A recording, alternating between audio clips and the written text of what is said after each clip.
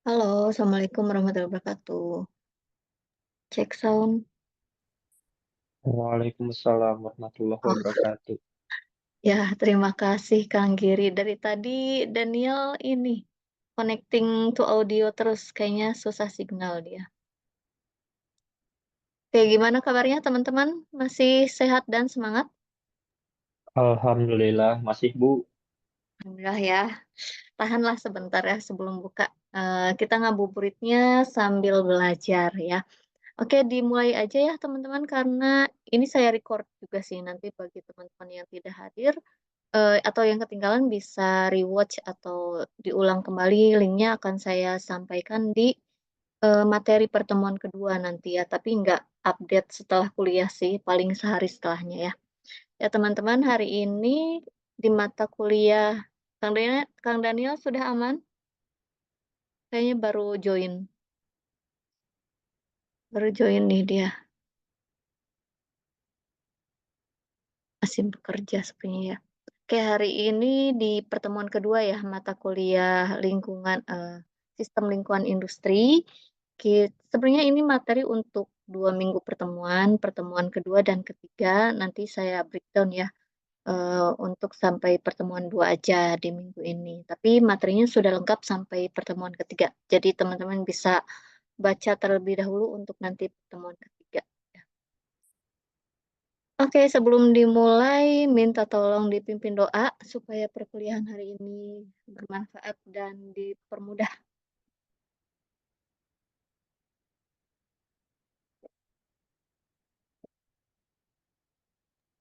Kang Giri. Ya Bu, baik Bu. Bismillahirrahmanirrahim. Sebelum melaksanakan perkuliahan pada hari ini, alangkah baiknya kita berdoa agar diberi kelancaran dan ilmu yang sudah diberikan menjadi manfaat. Berdoa dimulai.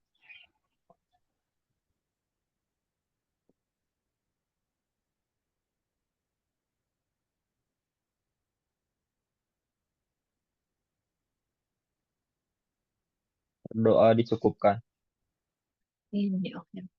Ya, terima kasih Kang Giri.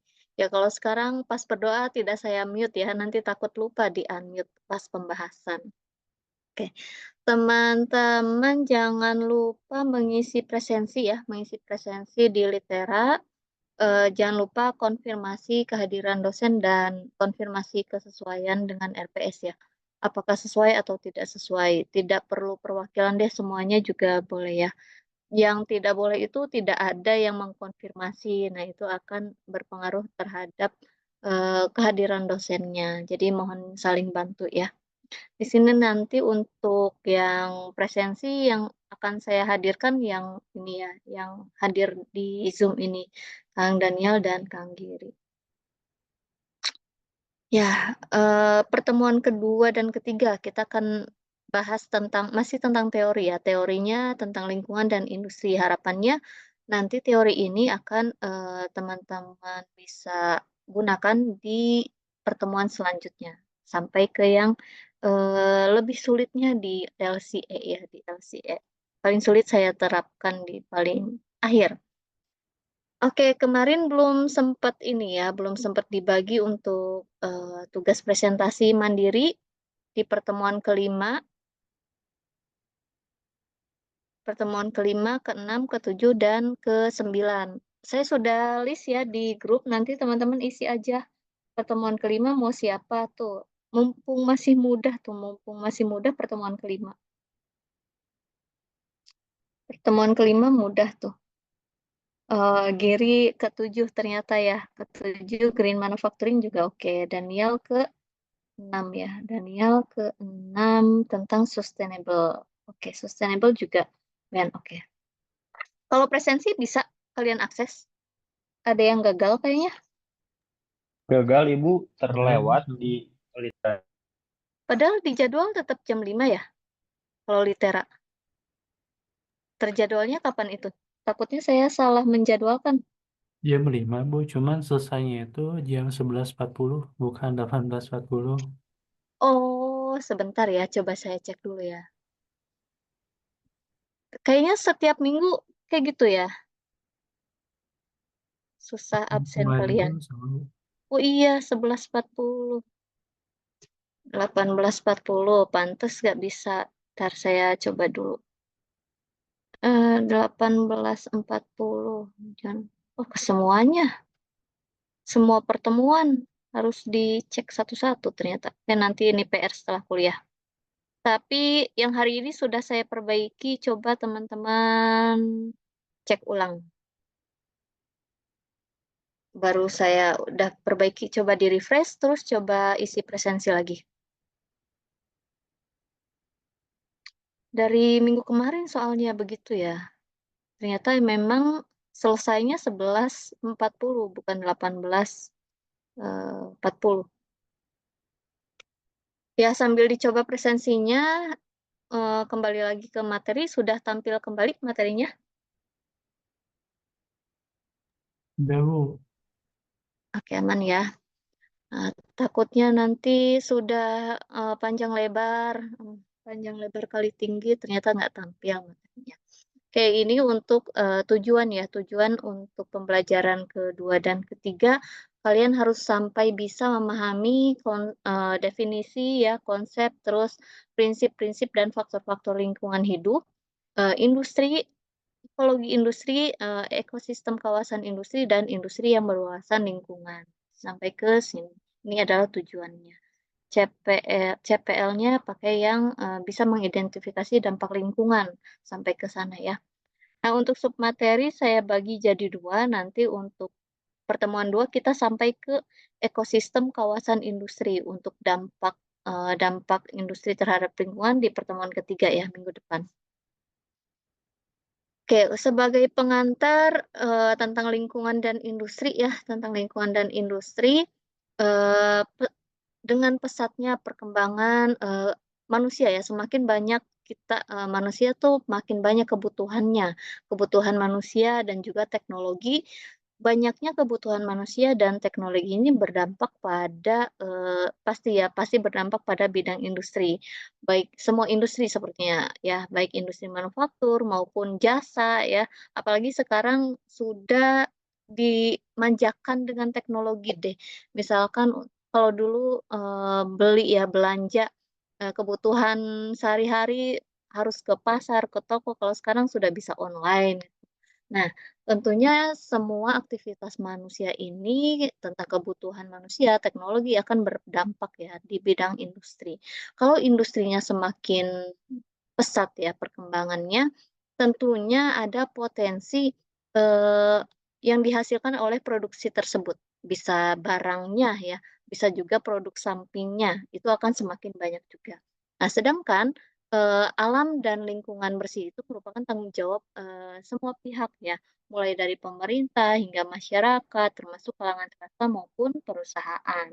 Semuanya perlu ya ada andil untuk melestarikan lingkungan bersih. Nah, sayangnya ada juga perusahaan yang belum memperhatikan efek samping dari produksi terhadap lingkungannya. Masih banyak ya limbah-limbah yang dihasilkan, masih banyak yang belum menerapkan green manufacturing. Misalnya melakukan pengolahan limbah dengan benar ya dan sadar betapa bahayanya limbah industri yang dihasilkan. Jadi semuanya itu harusnya menganutnya ke dalam produksi bersih ya, ke dalam produksi bersih ataupun minimal ya ada usaha untuk meminimalkan limbahnya, ada usaha untuk melestarikan lingkungan dari si perusahaan tersebut atau industri tersebut ya. Nah, masing-masing kita akan belajar apa itu lingkungan ya. Lingkungan itu secara umum merujuk pada semua aspek lingkungan, termasuk lingkungan hidup ya. Dalam konteks tersebut, lingkungan dapat meliputi aspek fisik, ada sosialnya, budaya, ekonomi, dan juga politik. Nah, semuanya namanya juga sistem, berarti semua aspek ini saling berinteraksi dan juga mempengaruhi manusia dan organisme lainnya. Kalau salah satu aspek ini tidak berjalan, maka akan mempengaruhi terhadap kelangsungan hidup manusia maupun organisme lainnya. Nah, istilah lingkungan ini secara spesifik untuk menekan ya, digunakan untuk menekan aspek-aspek yang terkait, ini tidak ada pointer nih sebentar. pasti ada aspek keberlanjutan, pelestarian alam, dan kualitas lingkungan yang berkelanjutan. Ini kuncinya untuk menumbuhkan ya lingkungan yang bersih. Nah, sedangkan lingkungan hidup itu membahas isu-isunya perubahan iklim, isu lingkungan hidup, perubahan iklim, keanekaragaman hayati, konservasi sumber daya alam, ada pengelolaan limbah ya, dan juga bagaimana sih upaya untuk melindungi dan memperbaiki kondisi lingkungan. Ini adalah isu-isu yang sedang kita hadapi ya, perubahan iklim sampai ke eee, upaya bagaimana sih cara melestarikan lingkungan hidup atau mengurangi dampak dari, eee, produksi tadi ya, dari limbah tadi. Nah, jadi istilah lingkungan itu bisa mencakup berbagai aspek yang luas ketika kita membahasnya lingkungan hidup. Tidak hanya ya cuma lingkungan alam aja, tapi ternyata masuk aspek fisik, sosial, ekonomi, dan politik juga masuk kalau kita membahasnya lingkungan hidup ya. Perhatian diberikan pada interaksi antara manusia, adanya interaksi ya, organisme hidup dan juga lingkungan fisik yang berkelanjutan. Jadi lingkungan hidup itu semua benda dan kondisi termasuk manusia dan bagaimana tingkah laku manusia tersebut ya, yang ada di dalam ruang yang kita tempati. Oke, ini mencakup pengaruh lingkungan terhadap kelangsungan hidup dan kesejahteraan manusia serta makhluk hidup. Misalkan kita, hidup ya, tinggal di suatu desa nih, di desa A, RW A, RT B misal ya. Nah, bagaimana aktivitas kita, di lingkungan tersebut akan mempengaruhi semua aspek lainnya ya, ke pengaruh ke aspek fisik, ke sosial, budaya, ekonomi ya, perekonomian dan juga ke politik. Jadi kalau misalkan dalam satu lingkungan itu belum ada yang sadar ya terhadap pentingnya melestarikan lingkungan hidup itu, pasti semuanya akan berpengaruh. Kalau banyaknya limbah ke aspek fisik akan berpengaruh terhadap kesehatan ya. Sosialnya juga, tidak baik ya kalau misalkan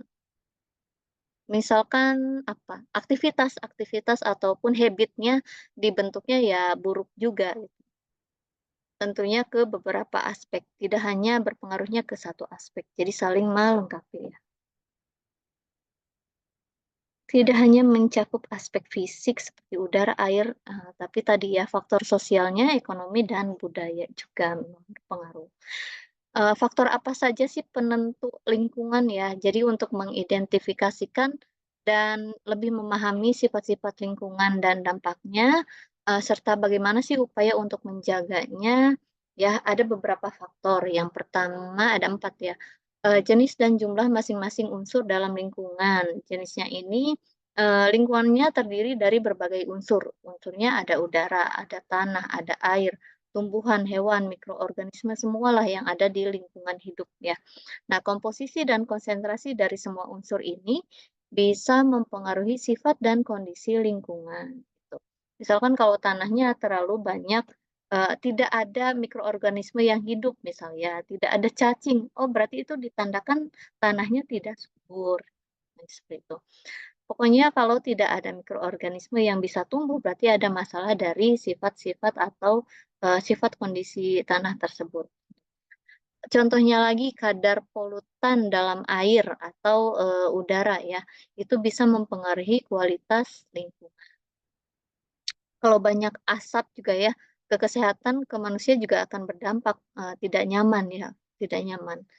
Kalau yang kedua, faktor kedua itu hubungan atau interaksi antar unsur-unsur lingkungannya ya. Kalau yang pertama jenis dan jumlahnya, yang kedua bagaimana sih interaksi antar unsurnya ya.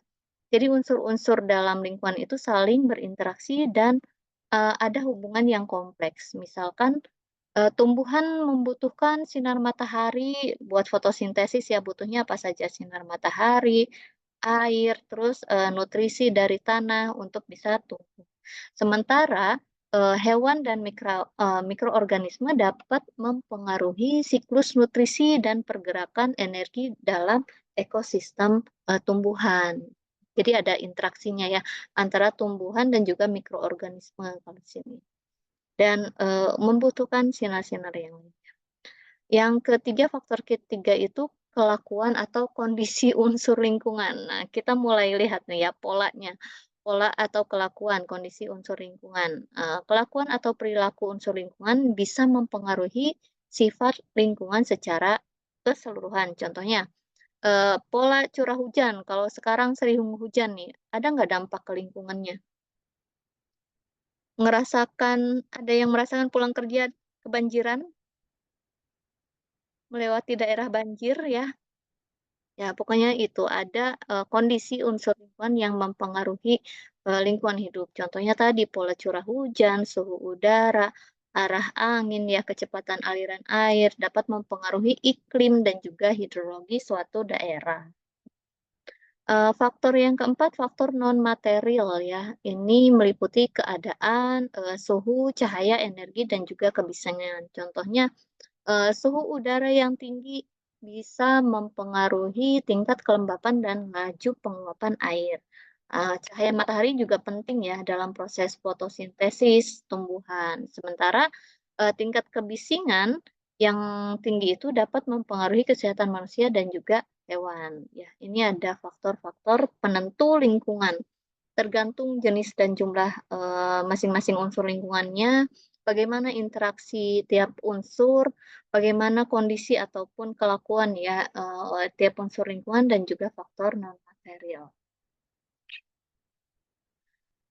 Next, kelompok dasar lingkungan hidup. Nah, lingkungan hidup biasanya dibagi jadi 3 kelompok dasar. Ada lingkungan fisik, biologis, dan juga sosial ya. Fisik, biologis, dan sosial. Kalau fisik ya mencakup segala sesuatu di sekitar kita yang berbentuknya benda mati. Benda mati contohnya udara, air, tanah, bangunan, infrastruktur fisik lainnya ya. Masuknya ke lingkungan fisik. Kalau yang biologis itu terdiri dari sesuatu di sekitar kita yang berupa organisme, selain manusia ya, organisme selain manusia. Contohnya flora, fauna, ekosistem, ada keanekaragaman hayati, bagaimana interaksi manusia dan makhluk hidup lainnya. Pokoknya organisme tapi selain manusia. Yang ketiga, lingkungan sosial. Kalau sosial itu mencakup interaksi sosial ya, artinya dia melibatkan tindakan manusia di sekitarnya, manusia-manusia lain yang ada di sekitarnya. Contohnya ada interaksi sosial, ada nilai-nilai budaya, ada norma, ada kebiasaan, serta lembaga dan struktur sosial yang ada dalam masyarakat. Contohnya di suatu daerah tertentu, misal ada budaya ya, nilai budaya untuk menanam padi misalnya. Menanam padi itu masih menggunakan cara yang tradisional, tidak pakai pupuk kimia, tidak boleh pakai alat-alat pertanian lain ya, misalkan untuk membajak ya harus masih tetap menggunakan kerbau. Nah, itu ada alasannya kenapa mereka mempertahankan tradisi seperti itu. Ada nilai-nilai budaya sosial tentunya ternyata kalau kita tarik garis benangnya itu masih untuk menjaga kelestarian lingkungan, gitu ya. Oke, yang kedua kita bahas tentang industri. Tadi lingkungan sudah ya, lingkungan itu apa, lingkungan hidup itu apa saja faktor yang mempengaruhi lingkungan hidup ya. Sekarang industri. Industri itu nggak usah dijelasin lagi lah ya, sektor ekonomi yang berhubungan dengan produksi barang atau jasa dalam skala besar ya. Nah, kalau di industri itu melibatkan ada beberapa prosesnya ya di industri. Contohnya proses pengolahan bahan mentah, bahan baku berarti, penggunaan tenaga kerja, penerapan teknologi, tentunya proses-proses ini untuk menghasilkan tadi barang dan jasa yang mereka produksi ya. Oke, kalau industri ada kegiatannya ya apa sih produksi, distribusi, konsumsi barang atau jasa, tapi dalam skala yang rutin atau sistematis. Jadi ya. Ini beberapa sektor industri yang ada ya, ada industri manufaktur, pertambangan, konstruksi, sampai jasa, pariwisata, dan sektor lainnya. Manfaat dan peran industri. Jadi ada manfaat dan peran sektor industri dalam pembangunan ekonomi. Yang pertama tentunya untuk menciptakan lapangan kerja ya. Kedua untuk meningkatkan pertumbuhan ekonomi. Ada produktivitasnya meningkat, bisa berdampak pada pertumbuhan PDB atau pertumbuhan ekonomi yang stabil, bisa memberikan stabilitas juga bagi masyarakat atau negara ya. Yang ketiga, pembangunan infrastruktur.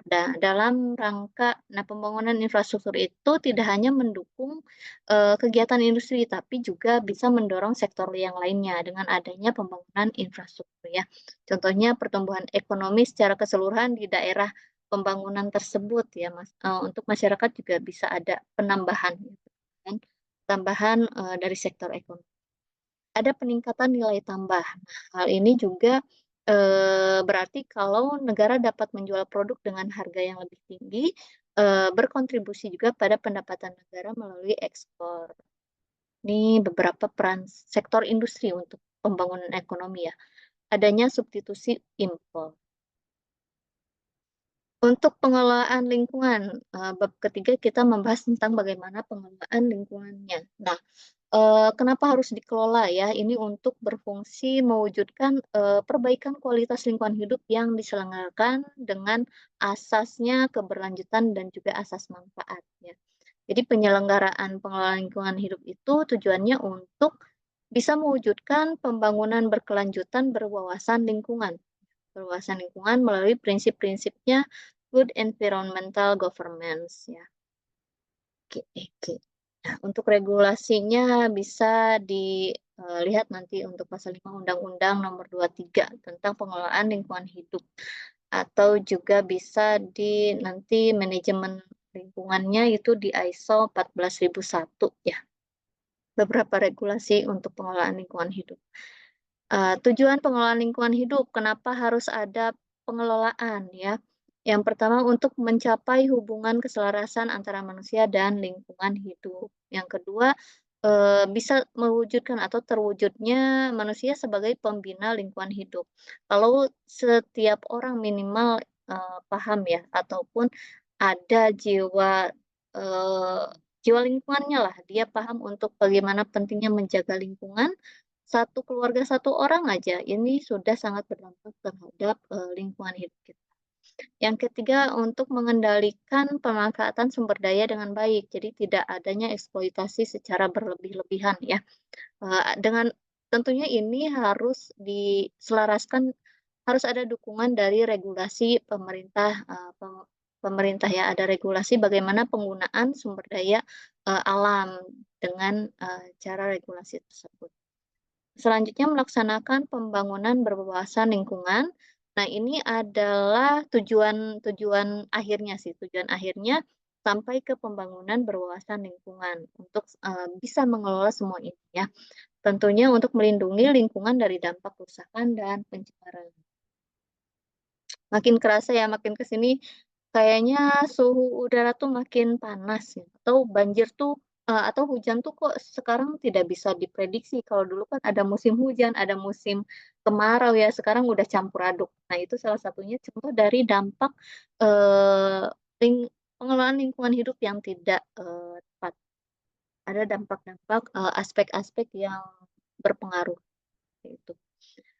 Oke, ada 14 asas dasar dalam pelindungan dan pengelolaan lingkungan hidup ya menurut Undang-Undang Nomor 32 ya. Ada tanggung jawab negara, dibahas juga apa tanggung jawab negara terhadap pengelolaan lingkungan hidup ya. Jadi negara itu bertanggung jawab untuk memastikan pemanfaatan sumber daya alam yang optimal bagi kesejahteraan rakyat ya. Yang kedua untuk kelestarian dan keberlanjutan, tapi kalau yang ini tanggung jawab semua ya. Setiap individu berupaya melestarikan ekosistemnya. Yang ketiga keserasian dan keseimbangan. Pemanfaatan lingkungan hidup harus memperhatikan semua aspek tadi, ekonomi, sosial, budaya, serta perlindungan terhadap pelestarian ekosistem. Adanya keterpaduan ya. Keterpaduan itu dari berbagai unsur, jadi penggabungan dari berbagai unsur dan komponen terkait secara sinergis. Tidak ada kalau misalkan pernah dengar pertanian terpadu ya, pertanian terpadu itu kalau kita mengusahakan tidak ada limbah yang keluar dari pertanian tersebut. Intinya limbah tersebut kita olah kembali untuk dilakukan atau digunakan ke dalam produksi pertanian seperti itu. Contohnya yang keterpaduan ya. Untuk manfaat pembangunan harus disesuaikan dengan potensi sumber daya alam yang ada. Ada juga aspek asas kehati-hatian, terus keadilan, ekoregional. Nih nanti teman-teman pelajari ya. Kalau penasaran ya buka aja. Apa sih yang dibahas tentang di Undang-Undang Nomor 32 ini ya. Ada 14 asas yang dibahas untuk pengelolaan lingkungan hidup. Ya, sampai ke otonomi daerah nih. Tata kelola pemerintah dan otonomi daerah juga dibahas. Ini adalah salah satu upaya pemerintah untuk melindungi ya dari dan juga mengelola lingkungan hidup. Oke, lingkungan kita sudah pelajari, lingkungan dan industri. Yang kedua, apa sih ekologi industri ya? Ekologi industri, industrinya ada. Nah, sekarang ekologinya apa nih? Nah, kalau ekologi industri itu studi ya, studi yang mempelajari tentang bagaimana aliran energi dan juga material dalam sistem industri. Tentunya dengan tujuan untuk menciptakan sistem industri yang mirip dengan ekosistem alaminya ya. Prinsip dasarnya menggunakan buangan suatu industri, jadi ada limbah dari sebuah industri dijadikan bahan baku bagi industri lain. Jadi ada subsidi, bukan subsidi juga sih, simbiosis mutualisme lah ya. Ada limbah yang diciptakan, tapi limbah itu digunakan untuk bahan baku bagi industri lain. Jadi menciptakan siklus di mana tidak ada emisi atau limbah yang terbuang ya. Jadi pendekatannya produksi bersih, zero waste ya untuk produksi bersih. Namun ketika terdapat masih ada limbah nih, masih ada limbah yang tidak bisa dihindari, konsep ekologi industri berperan penting dalam ada upaya lainnya selain itu ya, upaya mendaur ulang dan juga memanfaatkan kembali limbah yang dihasilkan bagi industri lain. Kalau tidak bisa langsung dijadikan bahan baku, ya kita harus diolah kembali atau didaur ulang ya. Nanti sedikit tentang produksi bersih itu lebih menekankan pada bagaimana pencegahan pencemaran dan juga bagaimana upaya kita mengurangi limbah dalam setiap proses atau dalam setiap proses produksi tersebut dalam industri ya. Dasar konsep ekologi industri ada metabolisme industri, simbiosis industri. Nah, kalau di metabolisme ini berusaha untuk mengoptimalkan bagaimana penggunaan sumber daya. Selain itu, dapat mengurangi limbah dan juga mendorong penggunaan ulang atau daur ulang bahan. Nah, jadi optimalisasi sumber daya yang digunakan itu untuk metabolisme industri. Contohnya, limbah padat dari industri makanan bisa dimanfaatkan sebagai pakan untuk ternakan, misalnya. Bonggol jagung misalkan, ada sebuah industri yang memproduksi bahan bakunya itu menggunakan jagung misalnya. Yang digunakan jagungnya aja. Nah, bonggolnya dikemanakan? Oh, itu bisa jadi dimanfaatkan sebagai pakan untuk peternakan, misal. Sedangkan panas sisa dari pembangkit listrik bisa juga digunakan untuk memanaskan air dalam proses industri lainnya. Gitu ya. Ada metabolisme industri. Oke, kalau simbiosis industri, nah ini melibatkan kerjasama, adanya kerjasama yang tentunya kalau kerjasama harus ada yang saling menguntungkan ya antara industri-industri yang berbeda. Jadi contohnya ketika limbah dari suatu industri jadi bahan baku bagi industri lain, atau ketika satu industri menyediakan layanan pengelolaan limbah bagi industri lainnya, sudah banyak ya jasa untuk pengelolaan limbah industri pakai jasa. Jadi kalau misalkan industri itu tidak mampu untuk mengelolanya, kalau sekarang udah banyak konsultan ya, konsultan untuk industri. Elemen utama dalam konsep ekologi industri ya, konsep ekologi industri mencakup 4 elemen utama. Yang pertama itu untuk mengoptimalkan penggunaan sumber daya yang ada. Jadi tadi untuk yang metabolismenya ya, metabolisme industri. Jadi dioptimalkan sumber daya yang ada.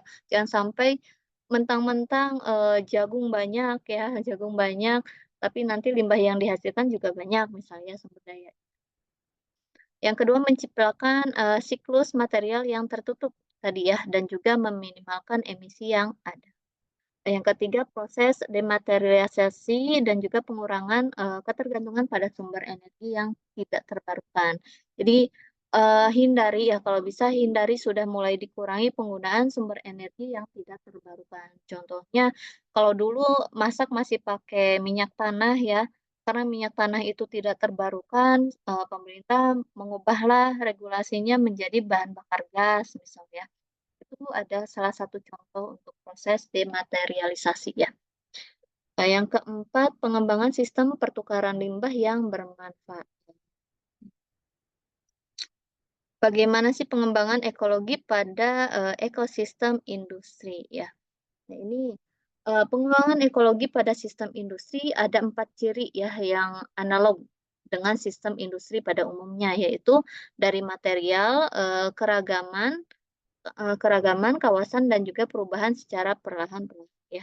Ini ada empat yang perlu diperhatikan. Yang pertama materialnya, daur ulang.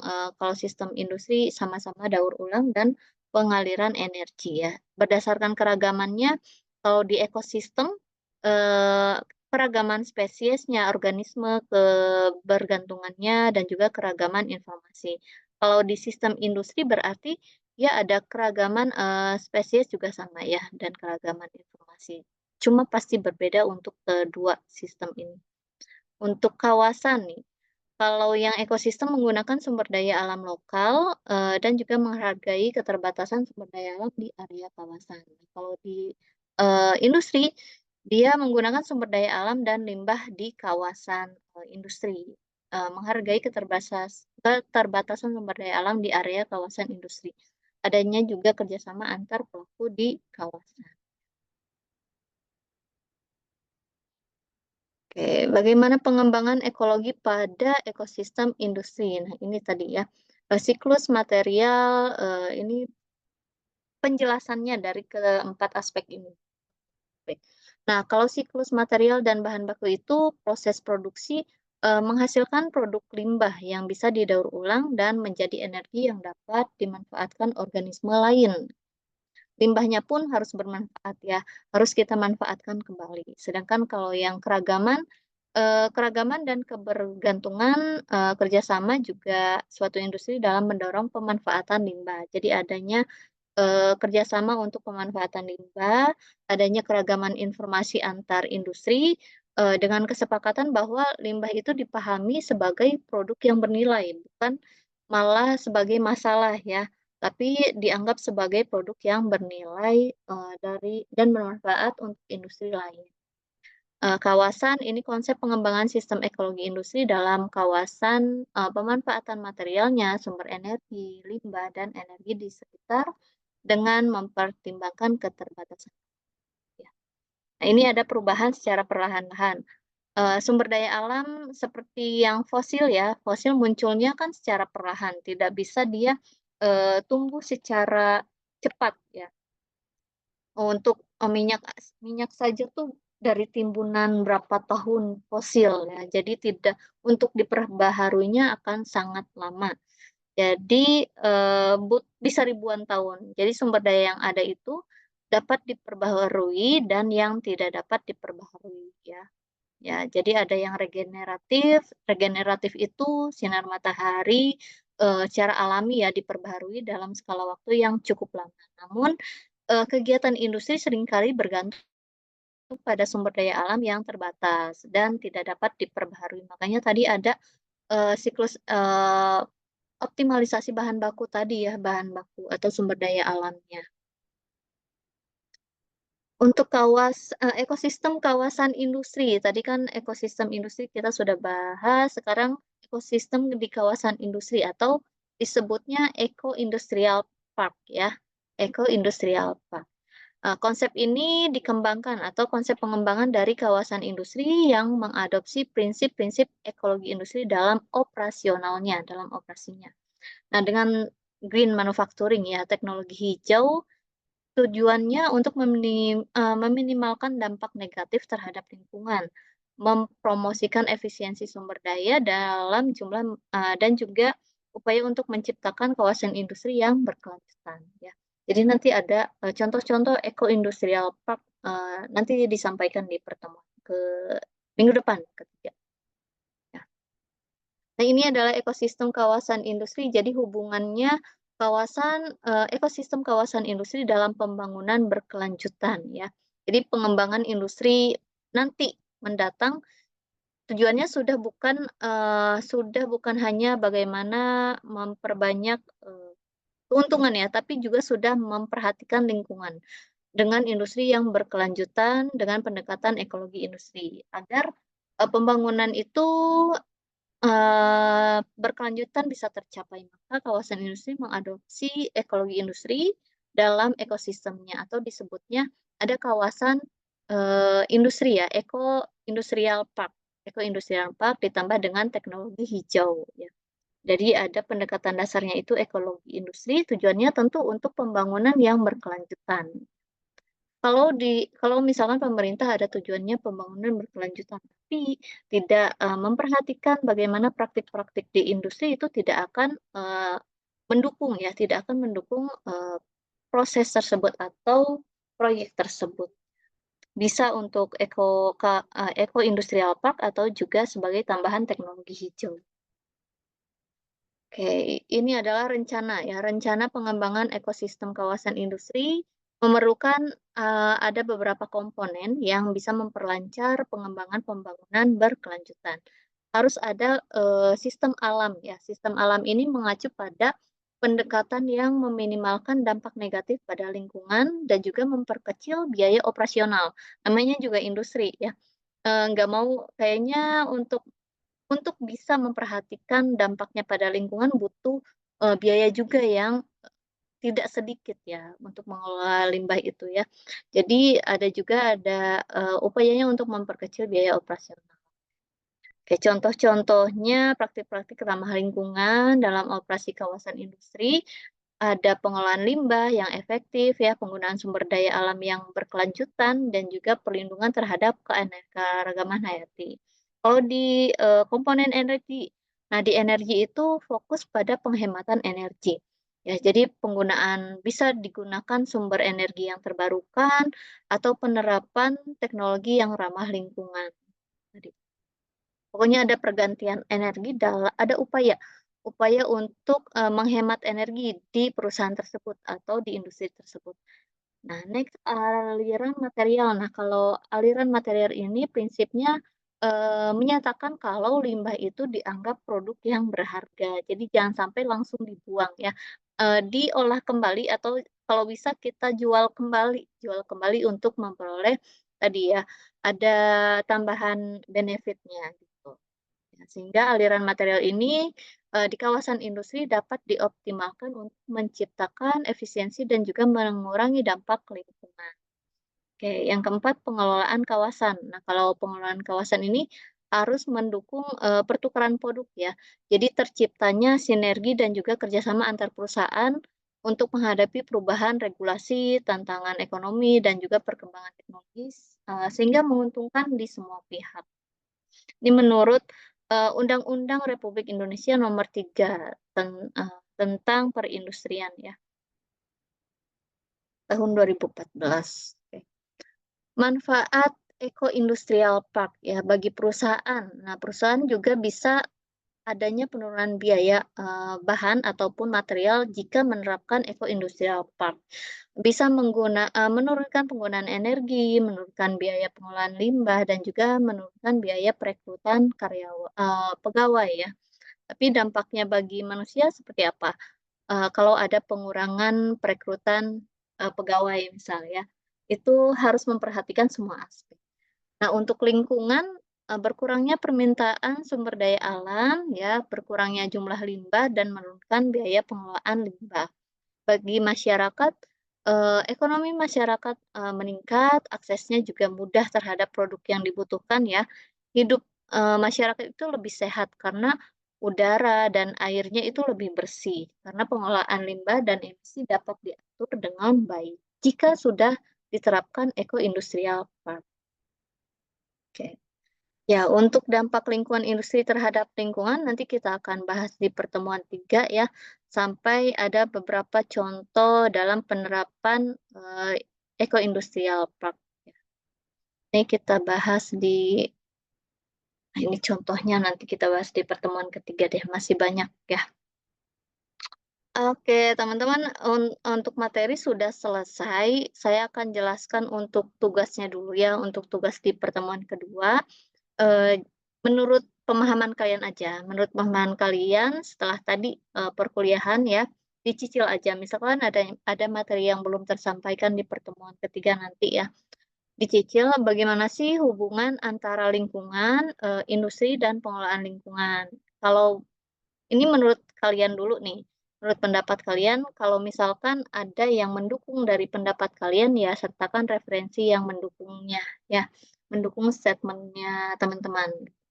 Yang kedua, ekologi industri dan ekosistem kawasan industri. Ya, apa sih yang kalian pahami tentang ekologi industri dan juga ekosistem kawasan industri?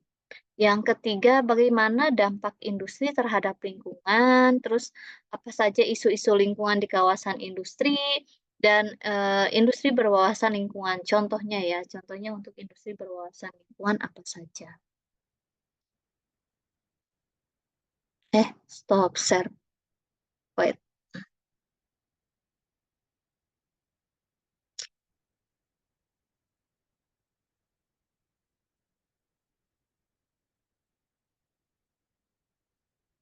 Oke, ada yang ingin ditanyakan teman-teman? Dari materi maupun tugas, silahkan. Tuh, panas sekali ya, kenapa ya?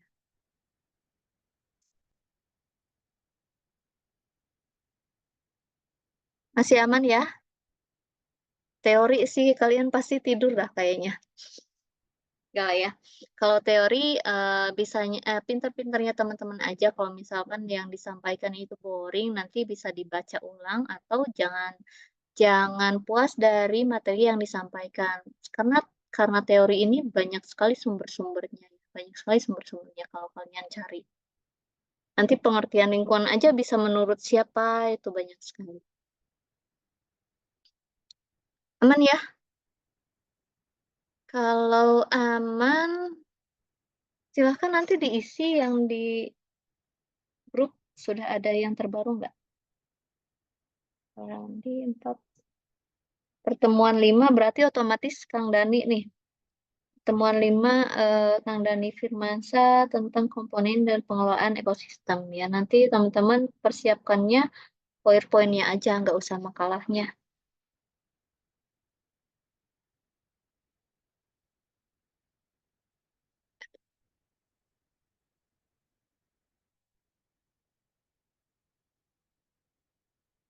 Udah mau jam 6. Tidak ada pertanyaan? Aman ya? Aman, Bu. Apa jaringan di saya yang kurang bagus? Kayaknya di kalian lah. Oke, terima kasih teman-teman semuanya. Ya, jadi nggak jelas. Gak apa-apa ya. Ya, terima kasih teman-teman semuanya. Semoga materi yang disampaikan menambah ilmu pengetahuan dan juga manfaat untuk kita semuanya ya. Ngabuburitnya dengan belajar, insya Allah dampaknya positif ya. Selamat berbuka teman-teman, sehat selalu. Assalamualaikum warahmatullahi wabarakatuh.